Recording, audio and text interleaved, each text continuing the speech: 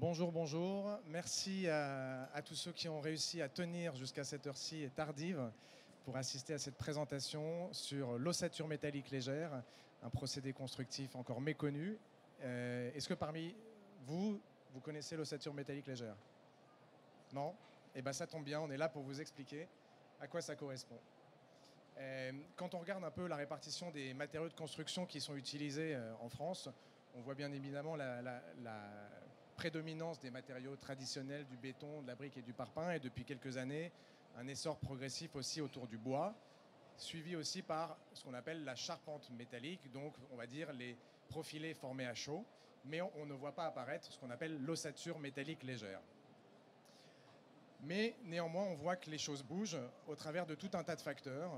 La crise de l'immobilier, la pénurie de main-d'œuvre qualifiée qui nécessite de préfabriquer au maximum les éléments et de faire en sorte de réduire les temps d'installation sur les chantiers, la RE 2020 et l'essor des procédés constructifs légers portés bien évidemment par la charpente et l'ossature bois, qui amènent à l'industrialisation hors site, toute la réflexion autour de se dire comment je viens réduire l'impact carbone de mon bâtiment, et cela passe notamment bien évidemment par des sujets de matériaux biosourcés, mais aussi par de la recherche de frugalité, comment on met le moins de matière possible dans nos bâtiments afin de leur assurer une performance structurelle importante tout en réduisant l'impact carbone.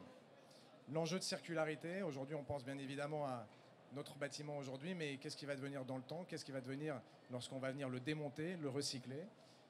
Et un marché qui aujourd'hui se structure au sujet de comment on rénove nos bâtiments existants et comment on les surélève.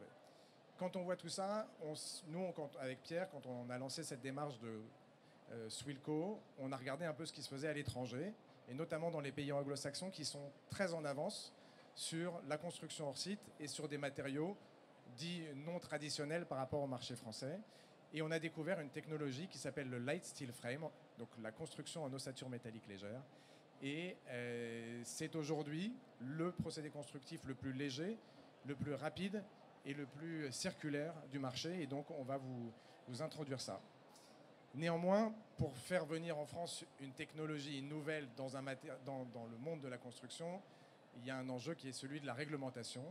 Et on a une chance, c'est qu'il y a quelques années, il y a quelques dizaines d'années maintenant, il y a une grosse dizaine d'années, un DTU, qui est le DTU 32.3, a été émis. Et ce DTU permet de construire aujourd'hui en France des bâtiments jusqu'à R+3 plus comble, 100% en ossature métallique légère, c'est-à-dire que l'ossature métallique légère forme toute la structure des murs, du plancher et de la toiture. Aujourd'hui, avec moi, Pierre Rougeul, nous sommes tous les deux les cofondateurs de cette société. Pierre étant en charge de toute la partie technique. Et je vous propose de laisser la main à Pierre pour qu'il vous présente ce procédé. Swilco a été créé maintenant il y a quelques années, en 2021. On est installé à Angers et on a deux cœurs de métier. Un métier d'ingénierie et de bureau d'études. Donc on reçoit les projets qui sont assez souvent et très régulièrement designés dans un autre concept que celui de l'ossature métallique légère.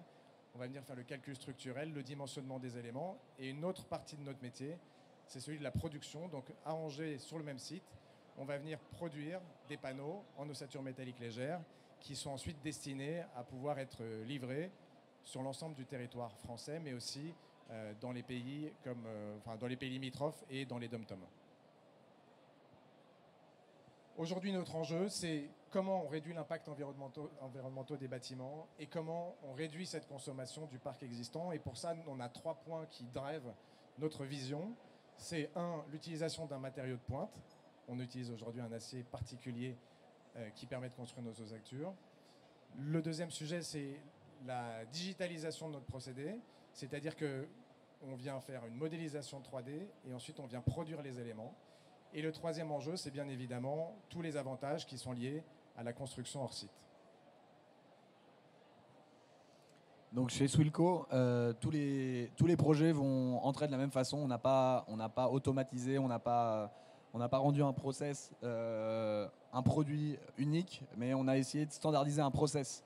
Donc on vient récupérer chez Swilco des données de projet, donc généralement les données de l'architecte, que l'on va venir dans le bureau d'études réinterpréter. C'est-à-dire on va venir faire une conception d'ossature métallique légère qu'on va venir vérifier dans un premier temps d'un point de vue analytique et structurel.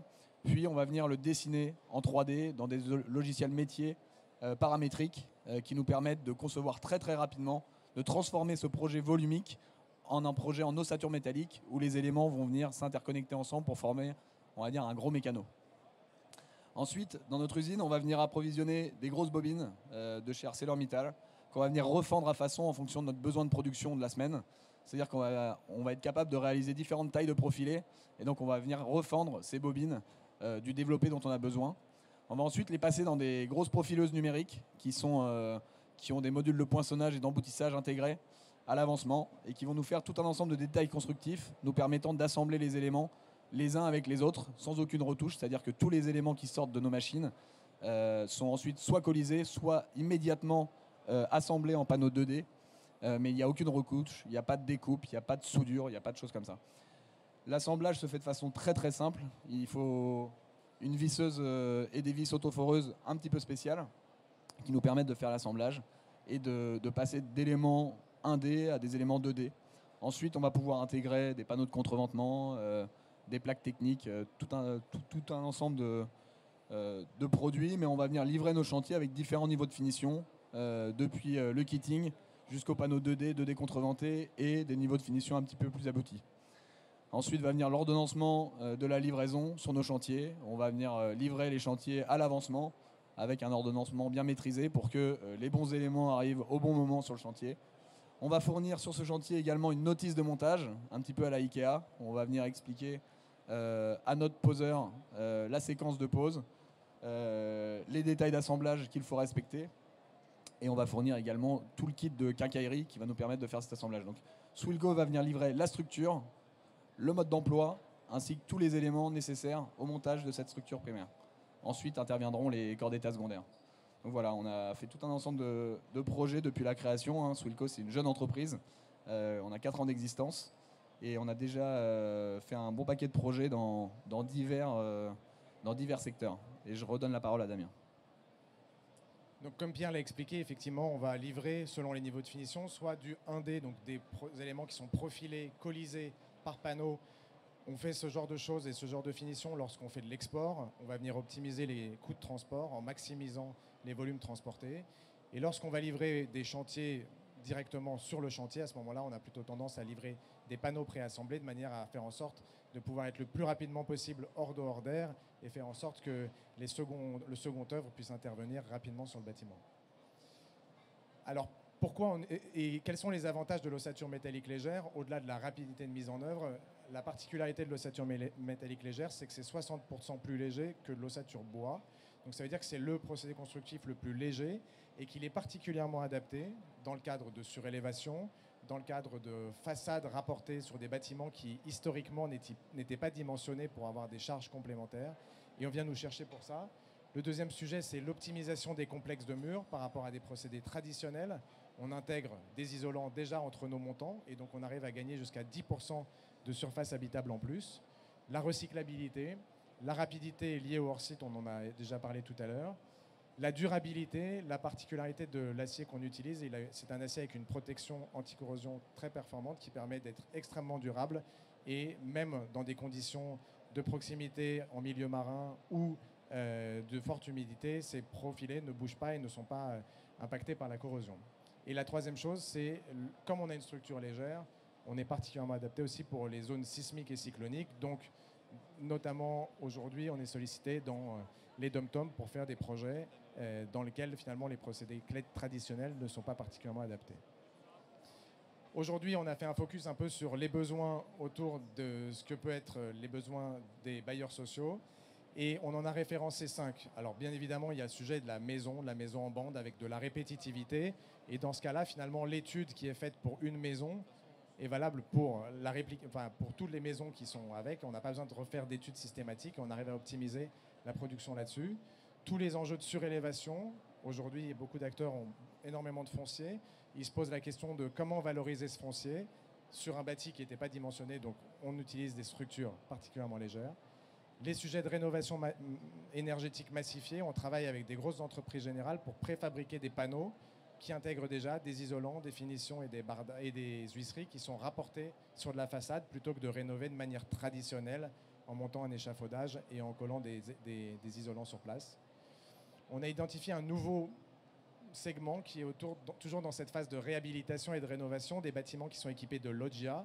Ces loggias qui sont souvent des espaces extérieurs peu isolés, et ben dans ces phases de rénovation, on va les réintégrer en espace intérieur. Et donc il faut recréer des murs et des toitures qui vont venir fermer ces espaces. Et donc cette techno permet d'y répondre. Et le dernier sujet qui est annexe, puisque ce sont les locaux annexes, mais dès qu'il y a des sollicitations avec de la répétitivité, on a été sollicité sur des petits dossiers, mais qui sont intéressants, c'est sur des cabanons de jardin, etc., où là, il y a des problématiques de tenue du bois dans le temps, où les bailleurs sociaux doivent changer leur parc régulièrement, puisque finalement, la structure n'est pas pérenne. Et ben là, on arrive à apporter cette réponse de manière massifiée, de manière répétitive, et on a un catalogue qu'on a développé là-dessus. Donc aujourd'hui, on a fait effectivement plus de 150 projets avec plein de cas d'application différents. On est installé au Hall 4, au stand 54, et on serait ravis de pouvoir vous accueillir, pour vous en dire un peu plus, et puis surtout répondre à vos éventuelles questions. Merci beaucoup pour votre écoute, et je vous souhaite une excellente soirée. Merci beaucoup.